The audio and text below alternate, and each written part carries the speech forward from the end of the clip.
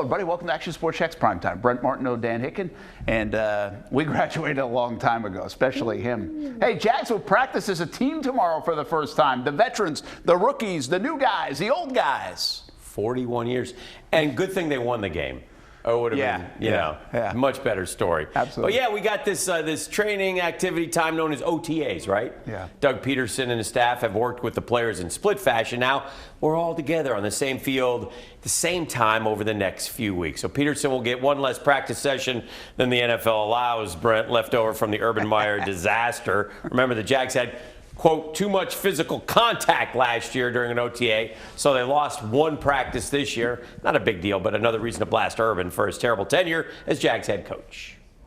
Trevor Lawrence and company out on the field. Trayvon Walker with Josh Allen. The linebackers working all together. Hey, there's really a lot to see and blend together with the incumbent players and then the free agents and rookies. Let's take a closer look. They move fast, by the way. Yeah, they do. Let's take a closer look at what the speed has really upgraded this year. What we will watch when we are there, because, by the way, we're only allowed one practice the next few weeks, so we'll see 3 different OTAs practices, and that's okay. How about the Trevor Lawrence and Christian Kirk connection, Dan? It better be good after all that money spent. Well, that's a good point. I mean, they paid Christian Kirk a lot of money, and they got to find Trevor Lawrence some weapons. And look, he's going to throw the ball X amount of times. Somebody's got to catch all those X passes, so why not Christian Kirk? Hopefully he would be the guy. He needs to be the guy. He needs to be a star, right? He needs to be a #1 for the type of money that he's making. If not, though, the Jaguars do have other weapons, so there's a positive there. Yeah, speaking of, same goes for the tight end room. Evan Ingram added to it. Don't forget about Dan Arnold as well. The Jags have legit pass-catching tight ends.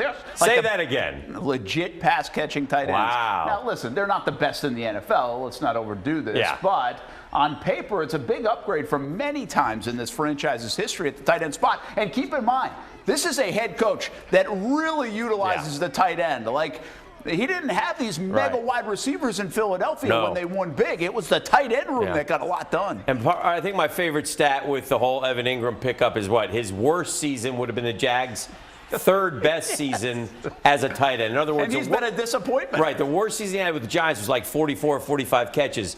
And if you apply that to the Jaguars, that would be the third best pass catching season ever by a tight end. We've had Kyle Brady, Pete Mitchell, Mercedes Lewis. By the way, I fell in love with Dan Arnold at times last year, too. So if he can stay healthy, I thought he looked pretty good. Hey, Jaguars are going to need some rookies to play well and acclimate to the NFL, also acclimate to Peterson's staff and the current roster, blend in there. How about the young linebackers? Devin Lloyd and Chad Muma fitting in with Foye Oluokun. That's really something to watch. I mean, you can watch a lot of different positions here, right? Jags have a lot of new. But I really think that linebacking core might be something that this defense is being built around by Mike Caldwell. Are we calling the first pick overall linebacker too? Well, you can, outside linebacker, Right, so then we actually have 3 rookie linebackers, all going to have to be pretty good, and it'll be interesting to see how they use those guys. We've all talked about it, and you know, it's up to the coaches, and we think we have some good coaches to put these guys in the best position to win. I've always been caught up in this. I remember the Isaiah Simmons coming out of Clemson a couple years ago, and I was like, I don't care where you put him. He's one of your best 11. So who are our best 11 on defense to stop the other team from scoring? Those 11 got to play the most snaps. That's Mike Caldwell's job to figure it out. Action Sports Jax Primetime, Saturday at 10:30 on Fox 30.